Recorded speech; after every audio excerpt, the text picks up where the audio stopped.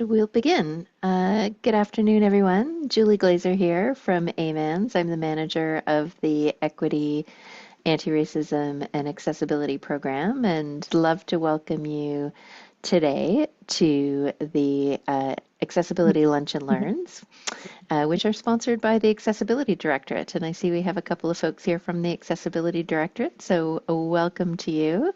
And welcome to everybody who's joining us. And welcome to our guest, Erin Casey. Some of you may have met Erin before through the plain language accessible communications trainings that we've been doing with Erin. And I've had the pleasure of getting to know Erin over the last year and have introduced Erin on a number of occasions. And as I was looking for the intro today, I came across this latest brief bio, which I'm going to share with you today, which I love. And this came from the Sea Change website, Sea Change Collab, where Erin also does some work. So, Erin Casey is Sea Change Collab's professional communicator and plain language maven. Erin's areas of expertise and interest include inclusion and belonging, higher education, disability, health, entrepreneurship, and business, with an emphasis on equity. She believes we're all entitled to accessible and clear communication so we can connect with the people, opportunities, services, and information we need. Erin knows a little bit about a million things, making her the perfect party guest. So she is our party guest this afternoon to talk about pronouns. They, them, you, us, pronouns for everyone. So welcome, Erin. Hi, Julie. Hi, everyone. I have met some of you before. It's nice to see you. And thanks for having me. Nice little group today, so that's great. So I'm gonna talk for a little while, and then we can have a conversation. But feel free to chime in if you want. If I don't see you, put your hand up or something, like pop in, or Julie, if you notice something, like let me know. So yeah, it's really good to be here. And I should actually, as you were introducing me, Julie, it occurred to me, actually, the word everyone is also a pronoun. So we are going to talk a little bit about go right back to the basics about what a pronoun even is. So just a little bit of context for why I'm here doing this. I am a subject matter expert in plain language and clear communication, and also do work around accessible communication and inclusive language. And pronouns fall under the category of inclusive language. I myself have she, they pronouns, she, they, and I'll come back to that in a minute. But I am not a trans or non-binary person myself. I am a cisgender person. But I have two young adult children who, the younger of whom is non-binary and uses they, them pronouns. So I'm in this world, in this space, and thinking and talking about this stuff a lot. So I'm excited to talk to you about it today. So for my own, and I encourage you to rename yourself. If you click on the little three dots next to your name on your Zoom thumbnail there, it'll give you the option to rename, and you can add your pronouns if you wish, and I encourage you to do so. I made a decision a few years ago to add they to my pronouns in my public facing stuff, like my email signature, and if I wear a button if I'm at an in-person meeting or conference, in part because I believe in the singular non-gendered they, and I'm going to talk about that a little bit more as well. So for me as a writer and as an editor, I always say you can they me all day, because they can be anybody. So today we're just going to do a very basic introduction to pronouns and using pronouns. And for some of you, this all may be familiar and others maybe not. But I think we have to kind of start at the beginning, and then we can build from there. So first of all, what is a pronoun? A pronoun is a word that stands in for a noun. So if you all remember learning your parts of speech in school. A pronoun is a part of speech, just like a noun, a verb, an adverb, and many other bits and pieces. So there will be no grammar quiz today, but sometimes I think it's important to situate what a pronoun is in a larger context, because it's become, the concept of pronouns has become, I think, frankly, quite loaded for a lot of people. So I think it's good to go back to basics. So pronouns can refer to people, things, concepts, ideas, places, and they're not new. We use them to avoid repeating the same noun over and over again when we talk or write. So for example, I would never say Erin left Erin's sandwich on Erin's desk. I would say Erin left their sandwich on their desk, or Erin left her sandwich on her desk. So we all use pronouns all the time, constantly. And if we didn't have them, our speech would be very awkward indeed. Other pronouns include, as you can see here, we have she, her, he, him, I, me, you, we, us, they, them, who, whose, it, that, this, nobody, somebody, anyone, everyone.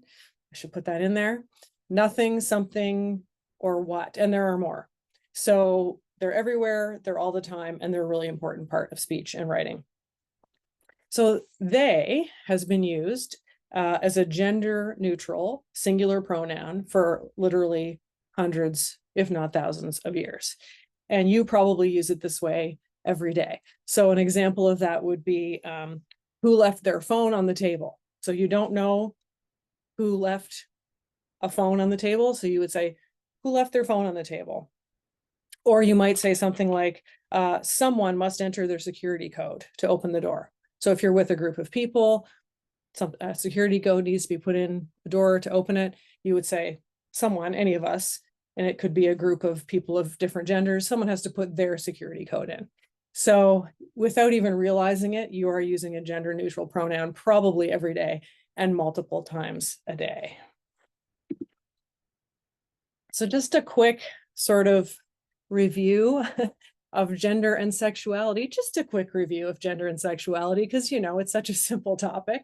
But I think it helps us to understand the community that we're talking about and our own place on the spectrum of gender and sexuality before we talk about pronouns. So this little illustration illustrates a few different things that we're thinking about when we talk about gender. So there's gender identity, which is the sense of being female, male, both, neither, or somewhere in between along the gender spectrum. Sexual orientation is your emotional, romantic, and or sexual attraction you feel or don't feel towards others. And then we have gender expression, which is how we act, dress, and express our gender, sometimes called gender presentation as well.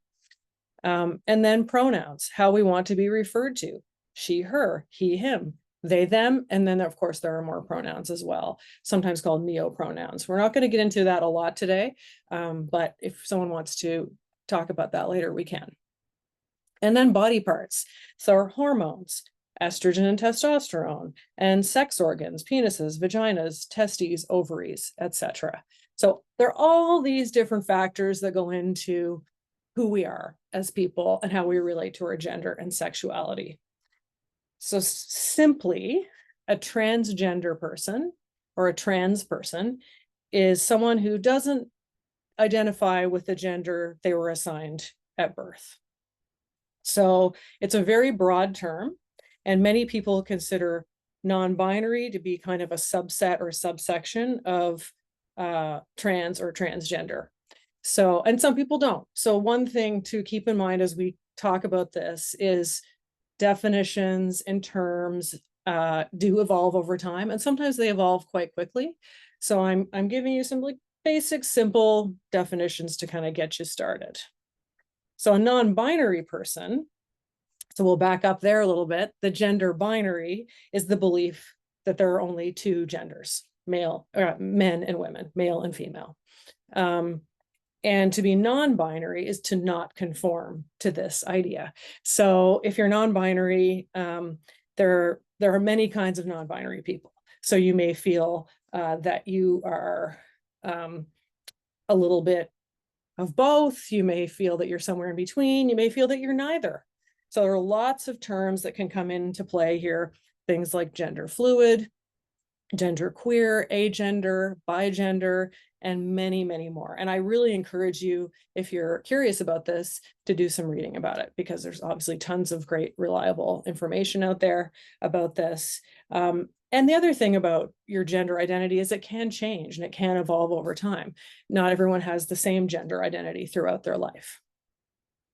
So another couple of terms, AFAB and AMAB. So AFAB refers to assigned female at birth, and AMAB refers to assigned male at birth. So I'm AFAB, and I still identify with the gender that I was assigned at birth. So I am cisgender. So a cisgender person is someone who identifies with the gender they were assigned at birth. My kid, on the other hand, who is non-binary, is AFAB, but they don't identify with that gender that they were assigned at birth. And it's kind of funny because one of the stories I like to tell about B is that the night they were born, and the doctor said, it's a girl. I thought, oh, thank God, because I really wanted a girl and I already had a son. And I would tell that story, and it's kind of a, precious story to me. And now B will respond with, yes, except he was wrong. So at this stage, I have this non-binary, and now we say anything from child to offspring to spawn. So you can kind of have fun with it too. So another term I want to talk about before we move on is the idea of misgendering. So misgendering is describing or calling someone the wrong gender in any way. So calling someone by the wrong pronoun is a form of misgendering. So someone who uses he, him pronouns and to refer to that person as she or her is misgendering. But there are other examples as well. So I'll refer back to my own case again. When B came out as non-binary, it'll be like a little over a year ago, I guess. And it was, it was percolating. We were ready for it. But I also had to purge words like daughter from my vocabulary. So, or sister. So now it's, child or sibling. And that actually for me was a little bit, took a little bit more time than changing the pronouns. So a couple other little things. Not all trans people or non-binary people change their physical appearance medically, surgically, or with their clothing. So you could change, you could, I wouldn't say change your gender identity, because that's probably always been your gender identity, but you could express your gender identity, but not necessarily change things about how you look. And some non-binary people choose to change their appearance and some don't. So gender identity is as much or maybe more about what's on the inside as what's on the outside.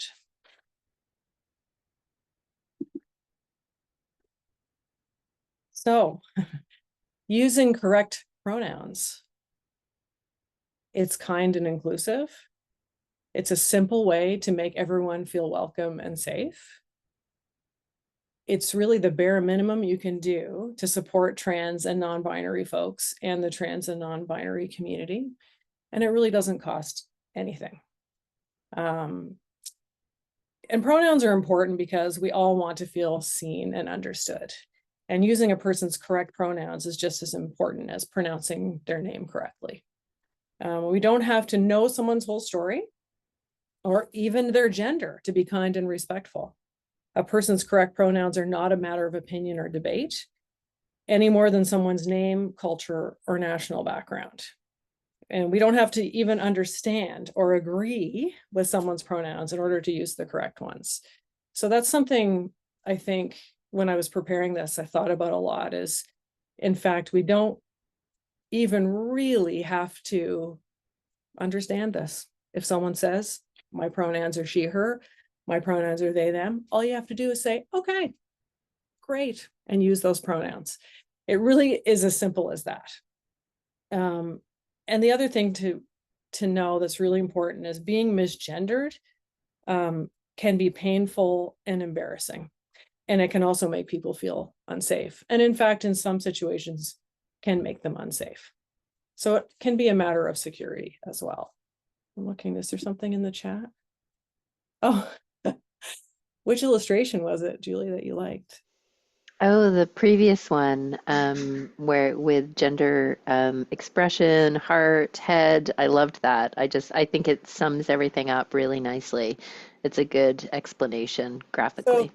I'm glad you mentioned it because it's excuse me, I have a tiny sniffle.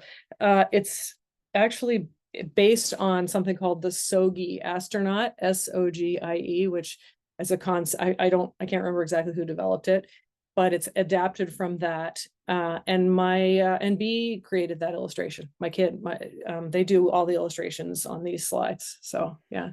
Love it. It's a really great learning tool. Yeah, and it's simple, right? Yeah, yeah. I mean, as simple as this can be. Um, so well, we're clipping right along here. Does anyone have any questions or anything before I keep going? Okay. So we may want to take a little time here. Overcoming objections. So we all know that unfortunately there are lots of objections out there and discomfort around pronouns and around trans and non-binary issues in the trans and non-binary community. So I'm just going to kind of take them one by one. So the first objection, the one I hear quite a bit, including sometimes within my own extended family, is that gender neutral pronouns like they, them are grammatically incorrect.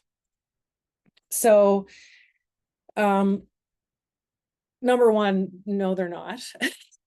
so, as I said near the beginning of the presentation, they, them has been used as a gender neutral singular pronoun for a very, very long time.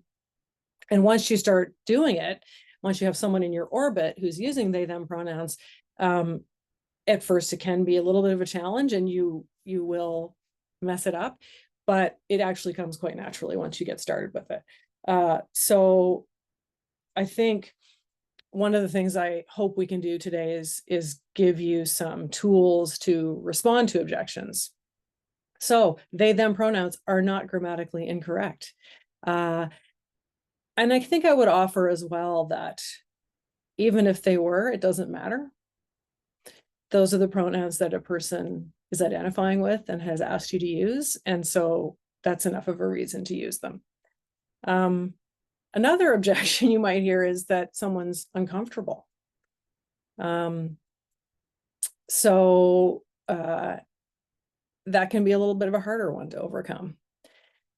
But I think for me, it comes back to kindness and inclusion, and that it doesn't really cost those of us who are cisgender in particular anything to make the effort and to try and to share our own pronouns so that other people and that all people feel comfortable.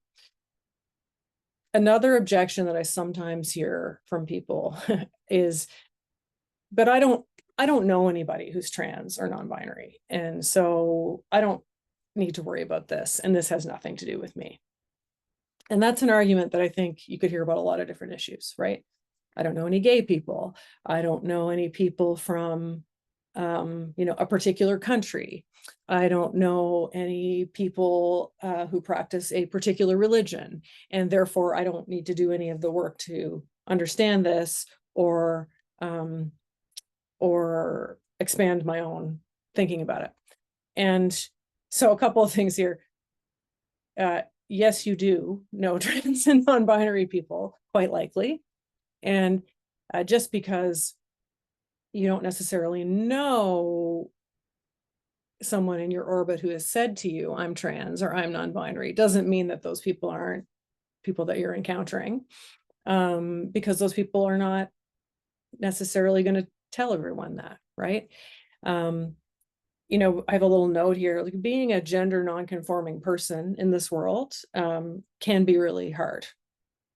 And not because it's inherently difficult, but because of how trans and non-binary people are often treated.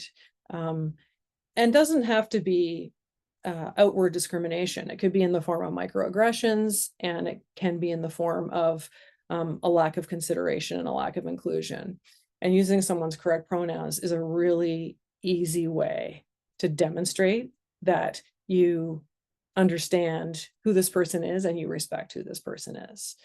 And we will all, as time goes on, and more and more people are coming out as trans or non-binary, and I don't think that's going to change. I hope it doesn't. And as time goes on, if you don't have anyone in your immediate orbit, if it's not a personal experience that you're having, you will, I promise you. Okay, so this is a big one. The next one, I'm afraid I'll make a mistake and be embarrassed. All right. Yes, you will. Yes, you will make a mistake. And yes, you will be embarrassed. There. So, I mean, I did it for the first, I still occasionally do it with my kid. I still occasionally say she instead of her or they. And it happens when I'm tired. It happens when I'm busy. I default occasionally. I think I'm about 98% there. And it's a process, it's a journey. And at the beginning, so when you first meet someone, if they introduce themselves to you as they, them, in a way that's easier, right? Because you know right from the beginning what that person's pronouns are, and you can start using them from the get-go. But it can be more difficult when it's someone you know and they've decided to use different pronouns than what they've used their whole lives. So you will misgender people. You will use the wrong pronoun. You will make mistakes. Two things. When you do, if you catch yourself, and you will, simply correct yourself. Don't make a fuss. Acknowledge it and move on.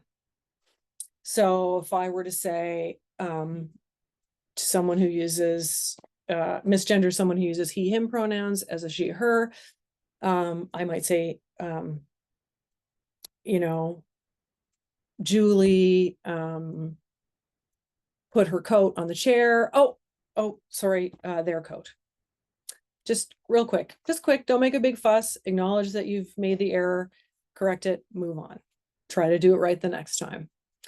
The other thing that will happen though, is you may do it and someone else will correct you. Either the person themselves who you've misgendered or someone else in the group that you're in. And this is something to accept with grace. Same thing. Oh, yes, I'm sorry, him. And it's not something to take personally or feel bad about unless you're doing it over and over and not trying to change it. So one thing, like in my family, my mom, my mom's 80 years old. Totally on board with the they, them pronouns, all good. But has really struggled to integrate them and get them on and get them right. And at first, a little testy about being corrected, but then accepted the correction with grace and now is actually doing a lot better. But it's taken quite a while. But just to accept a correction with grace is such a big thing, and it's so important and it's meaningful. Every little thing you do like this, even if you make a mistake, if you correct yourself, that's meaningful. If you accept the correction with grace, that's meaningful. And you'll get used to it, right? You will get used to the new pronoun, or the pronoun, I guess we could call it sometimes, it's an unexpected pronoun, right? So much like people with disabilities are disabled by the environments that they live and work in, the lives of gender diverse folks are made difficult and even dangerous by ignorance and discrimination. So when you can call someone by the right pronoun, and when you can correct other people, and when you can stand up for a person in a room who maybe is getting misgendered on a regular basis, that's really important. And so this brings us to our last point, which is it's too hard. Yeah, you know what? Sometimes it is hard, especially when you're switching a pronoun. especially when you're, going from a he, him to a she, her, or a she, her to a they, them. But remember that any amount of discomfort that you may be feeling pales in comparison to having to explain your gender and correct people and fight for equity and keep yourself safe every day. So I have found sometimes that it's helpful to frame it that way, that like this is really a small thing with a really big impact that you can do for the people around you.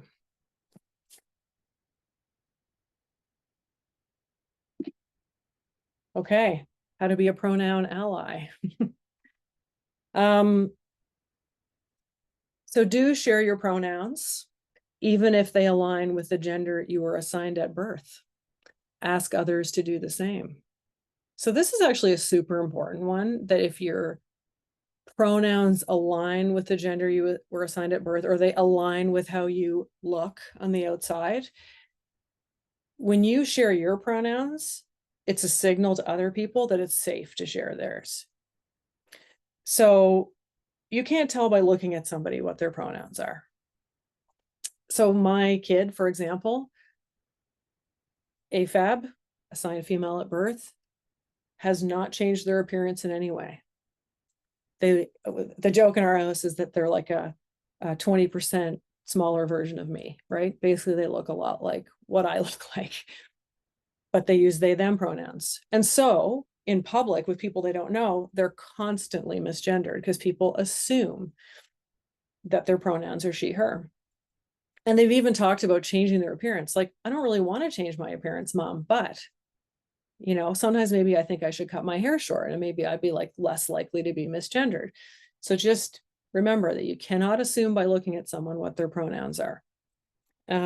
Another example of that actually is, I don't know if any of you know Lisa Lachance, who is the MLA for basically South End Halifax. They're in their second term and their pronouns are she, they.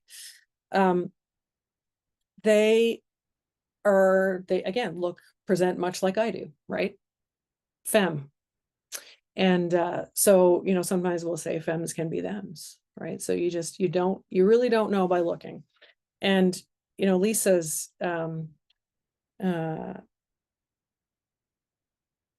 commitment to using they, them pronouns while they're in the house sitting, like I've known Lisa for a long time, so I often will just default to she, right? But they use they, them pronouns in their public life as partly as a statement, right? And partly as representation. And that's also really important.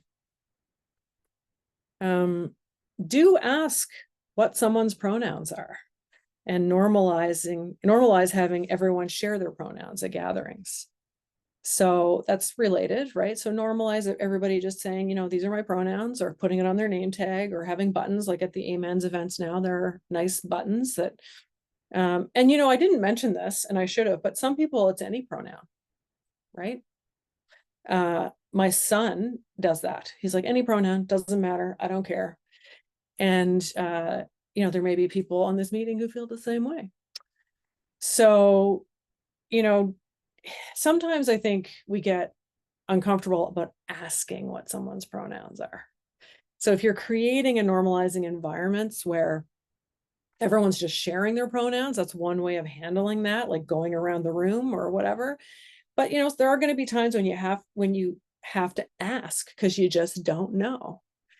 And the first couple of times you do it, it feels a little bit weird, but I have never ever had anyone be offended or upset by it. In fact, most people will say thank you, even if their pronoun aligns with their appearance in some way. And what I usually do is just say, may I ask what your pronouns are? And then people will typically just give you what their pronouns are. And as I said, once you've done it once or twice, it feels quite natural. Do correct others when they misgender someone. This can be done quickly and without fuss. So for example, like actually it's they. And now in my orbit, it's just, if, for example, my mom says she, I'll just go they, just jump in on it. Do take on the burden of educating the people around you. about pronouns and why they're important. So get out in front of pronoun questions when you see an opportunity by introducing yourself and others with their pronouns. So especially if you're a cisgender person, like take on some of that role and some of that burden so that the trans or non-binary person in the group or in the room doesn't have to do all of that. And create that safe space for them, safer space. Yeah, do use both she and they or he and they if someone uses both or uses all three. And don't necessarily default to the easiest option. Many people who use she and they or he and they or all three enjoy having different pronouns used. And again, like Lisa Lachance is an example of that in public life. In her private life, she's largely she. In their public life, they're largely they. A few don'ts. Don't assume you know someone's pronouns by looking at them. You don't. So, and that can be, that can feel a little uncomfortable and a little challenging. But again, create environments where people are sharing their pronouns by default. Don't be offended when you're corrected. Acknowledge it and do it right next time and move on. Don't assume everyone in the room is cisgender. Avoid saying things like ladies and gentlemen, oh, come on, girls, let's go. Or, we're going out with the boys. There's lots of alternatives, things like folks, friends, other gender neutral words. B and I were talking, B reviewed this PowerPoint. We were talking about how the word people is serviceable, but it has a funny connotation and like, okay, people, let's go. Like there's something kind of, I don't know what it is. I think it sounds like you're the school principal and we sort of, I think, don't receive that in as warm a way as a word like maybe folks, but feel free to try it out and let me know how it goes. Another thing to think about is don't say that anyone used to be a man or used to be a woman. This person is and has always been the gender that they say they are. And maybe they came out when they were 12, and maybe they came out when they were 40, and maybe they came out when they were 75. But that person is the gender that they say they are. And another piece of that is the gender is retroactive. So if I'm looking at pictures of B when they were 6, I would still refer to them as they, even though at the time we referred to them as she. And finally, on the don't list is dead naming. So a dead name is a name that someone used to use before they came out as transgender or non-binary. So some trans and non-binary people change their names. Not all do, but some do. And the name that they used to use is sometimes called a dead name. And using that name can be very hurtful and disrespectful. So just avoid dead naming people.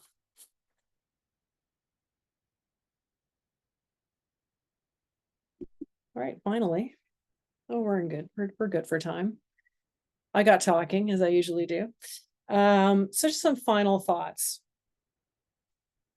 Our feelings about gender and sexuality are rooted in deep cultural beliefs and norms.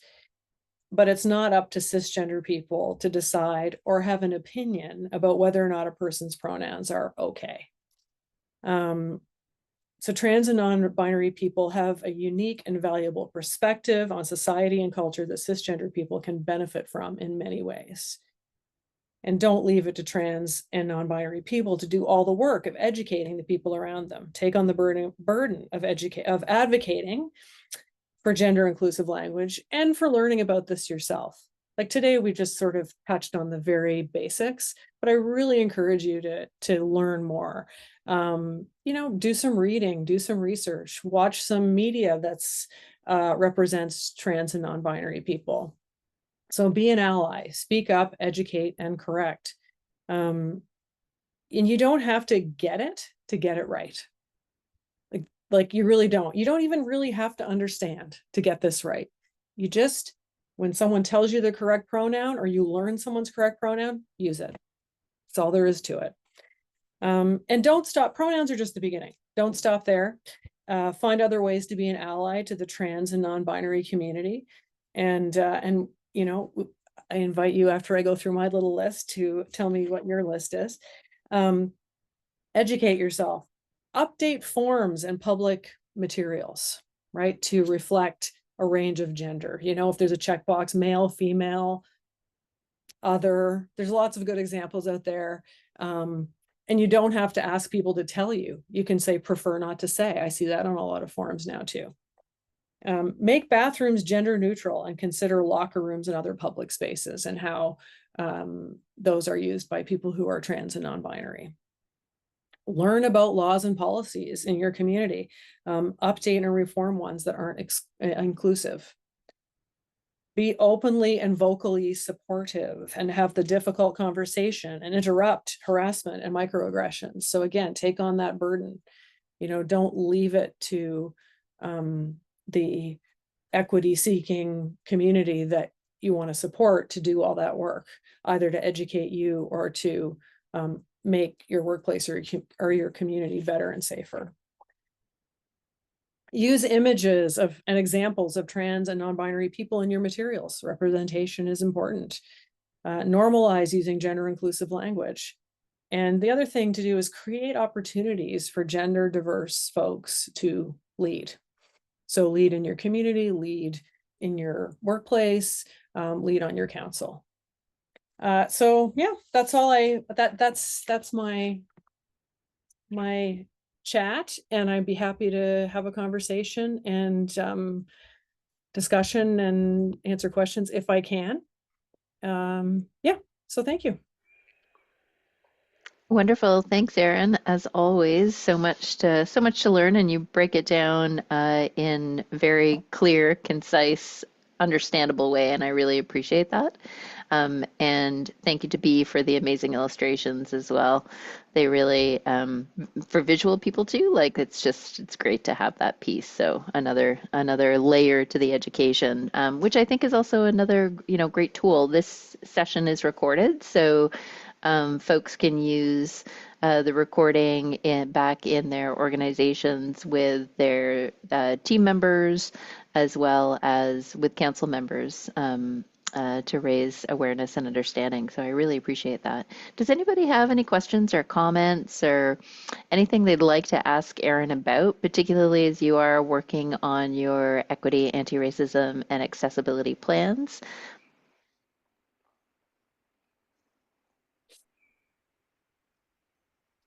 I actually Uh, want, oh, oh, Julia. yeah, Yeah, Julia. ahead. Hi. Thanks for the great presentation. I just had a question about, um, I was thinking about misgendering people, but I was also thinking about how that intersects with like people coming out. Mm, So I'm wondering about like situations where somebody is not out to everyone, but they're out in certain scenarios or with certain people. So we're using certain pronouns in some situations and not others. And mm. like maybe how that you mentioned correcting people if they're using the wrong pronouns. But I was just thinking about like safety on that side and like, what is it? Do you know what I'm trying to ask? Like, Oh, I how do do, we, I do, and I'm really glad you raised it. how I'm do we really navigate that? raised it because, yeah, so what Julie is saying is, like coming out isn't usually a one-day event, right? A trans or non-binary person will often come out over sometimes quite an extended period of time, first to like the closest people, and then they might expand that and might expand that, and like maybe the workplace is the last place they fully come out, just as an example. And so I think what you're asking is like, how do you, if you're in the know and maybe like the other four people in the room are not, how do you handle that? Right. Yeah, like you don't want to be outing somebody by then being like, oh, they use they pronouns, right? Like you don't want to. Absolutely not. And you know what? This is really good feedback for me because I didn't capture that nuance. So I'm making a note. And I Oh, think okay. I it, didn't mean to, I oh wasn't no, I trying think to.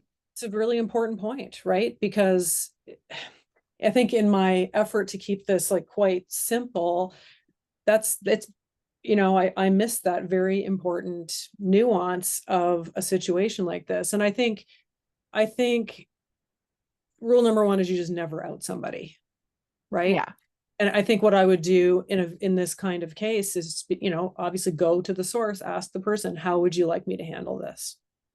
Okay. And very specifically, how would you like me to handle this? And the answer might be, well, when we're together, I would like you to use she pronouns, but when we're at work, please continue to use he pronouns. Right. Um, Okay. and you can, a response to that could be, okay, thank you so much. I'm going to check in with you again in a few weeks, right? Because this hmm kind of thing that may evolve over time. Um, hmm but it's so equally, I think one of the things you raise here is like equally important to using correct pronouns is um being the kind of ally that keeps somebody safe and supports them as they move through a transition process or a coming out process in a way that works for them, right? Yeah, like there's some discretion involved. I was thinking of it because um there was somebody in my life who I had a sense was maybe trans, but I wasn't I didn't I was just kind of going on appearance, which is what you've said not to do, but I was, just Yeah, it's something that we still do. So I wanted to ask them about their pronouns, but I also didn't want to do it in front of everyone because I didn't know um like what that response would be. So I sort of took a different route where I wanted to do it in a more private setting or like when we were just one-on-one rather than like everyone in the yeah, room, let's all say your pronouns because I wanted to have a little discretion if that was needed in that case. So yeah. that was what I was kind of thinking about when we were going through this. And I think when you're in a group setting and asking people to share their pronouns, it's then up to that person to decide Right. in that Yeah. moment. That's like And their quote unquote public pronoun. yes, exactly. Okay. Yes, Yeah. that's absolutely true. And I think it's probably the case that maybe even for most trans and non-binary people, especially if you're a bit older, maybe, that you do go through a period of time where you're in, you're not all the way through that process of being out, right? And you hmm know what? For some, I actually think it's also true for some people, they may never decide they want to come out at work. Maybe particularly for non-binary people, right? Like, so, hmm some people, their choice might be, this is just not a burden I want to bear at work. And so I'm going to maintain these pronouns that were assigned to me at birth.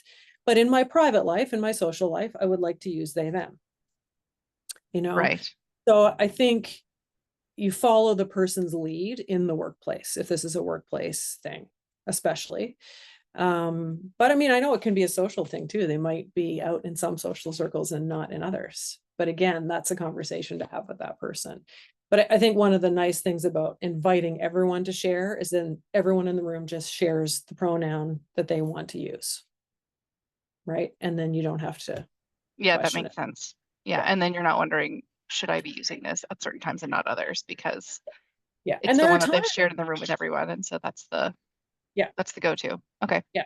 And there are times, and there are ways, I mean, it sounds to me, Julia, like you're also like you wanted to somehow signal to this person that you were a safe person.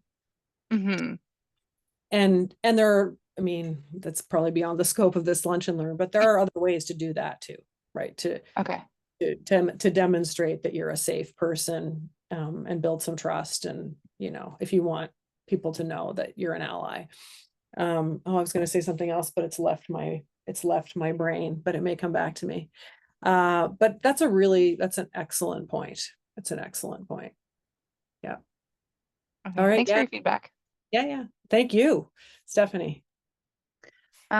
Julie, I think you were saying that we can use this to share with colleagues in council and stuff. Is it only within organizations, or is it going to be like a public link? It is a public link. So on the Municipal Ideas Okay. website, on the Lunch and Learns, all the recordings are there. Okay. And that's on the Amens. It's also on the Amens YouTube channel. That's where it's going to Okay. take you back to, and that is a public link.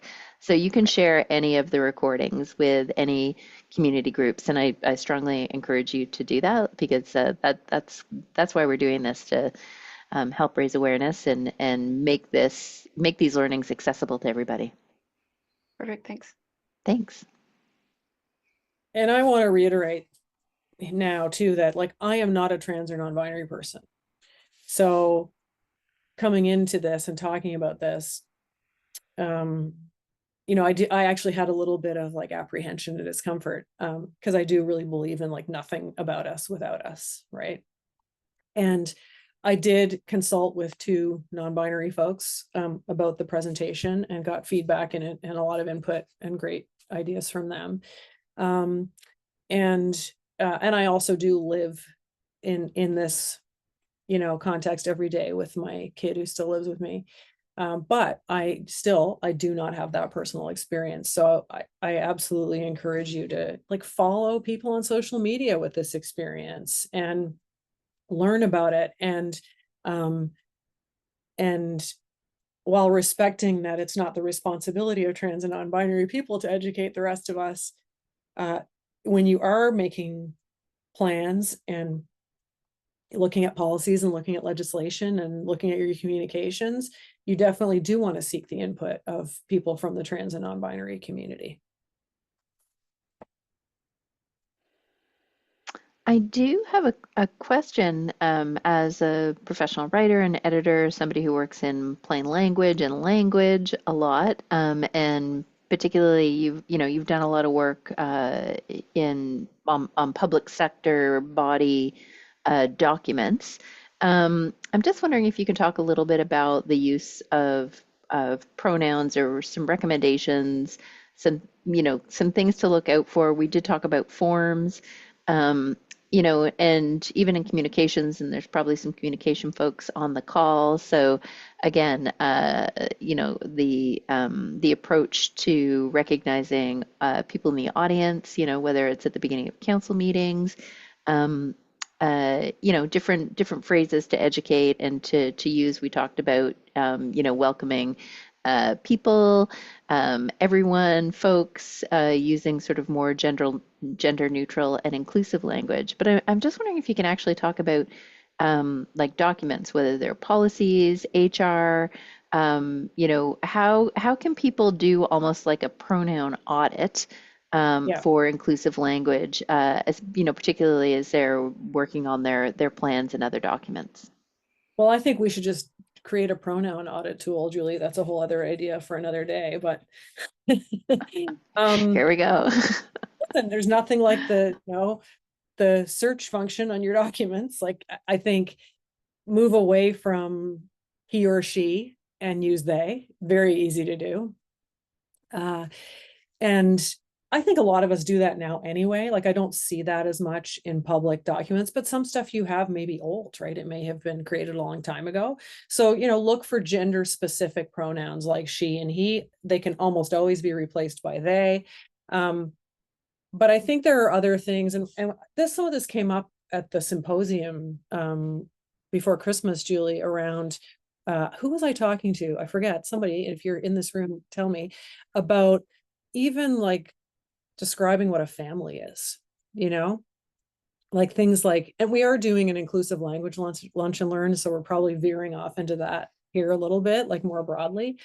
But just, when you're looking at your materials, like the assumption that a family is a mother and father and children, right? Or the assumption that even a family is like a mother and children, or a woman and woman, or a man and man, or so really think about how you can look at some of that language and make it more inclusive.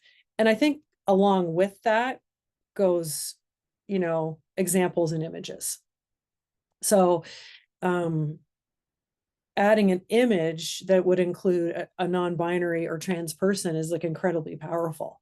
So even if there's not a lot you can necessarily do with the language on a piece of communication, if there are images included, that's the opportunity right there.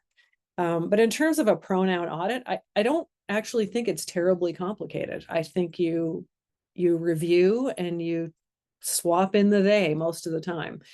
And don't be like, here's the other thing. Don't be afraid to have a bit of fun with replacing things like ladies and gentlemen. Like, yeah, folks, people, friends, colleagues. But, there's probably lots of other fun and even, like humorous ways that you can address a group of people. Of course, nothing is coming immediately to mind because I'm only funny when I'm not under pressure. But I think, like, don't be afraid to be warm and inclusive, because inclusivity is warm, right? This is what we want. We want everyone to feel welcome. We want people to relax. And I often think a lot of the discomfort around pronouns comes from just a lack of understanding or a lack of comfort because of that. Like it's not that people don't want to use the correct pronoun or aren't willing to or aren't supportive of trans and non-binary people. They just feel a bit, don't want to mess it up. And so I think using a bit of warmth and humor can go a really long way. Great. Thank you. Anybody else have any questions for Erin on pronouns?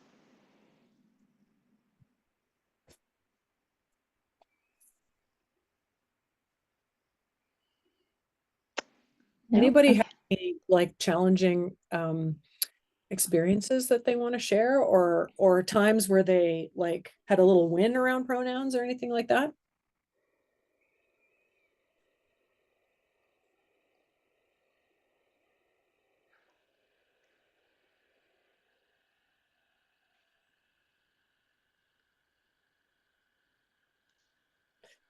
Well, everyone get out there and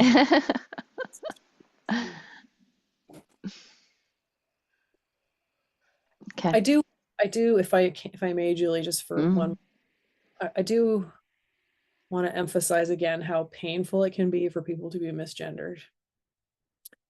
Like, it can be enough for someone not to want to come back to a place. It can be enough for people to feel afraid. I have a friend who was actually misgendered at a gay bar. And I think it was a situation when there was a group of us. I was actually there the night it happened. And as we were leaving, I'm just going to stop my share. As we were leaving, the bouncer, who was cis woman, said, "Oh, good night, girls." And my friend was like, just felt so unseen and discounted and disrespected, and like never wanted to go back to that place again. So their partner wrote an email to the establishment and said, this is what happened, and really this shouldn't be happening in a space like yours, especially.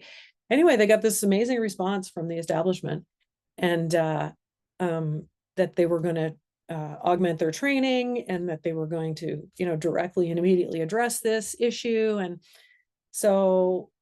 And this is because my friend's partner stood up for them and just wrote a pointed but kind email. And maybe that's not going to happen anymore in that establishment.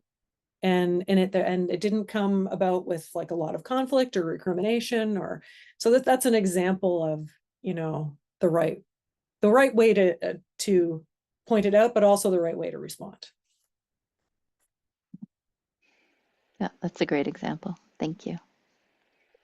Right, Well, well, I want to thank you, Erin. It's always a delight. Looking forward to working with you in 2025 as we continue to forge the path of inclusive language and better understanding with everyone as we humanize all of this work. So thank you. Always a delight.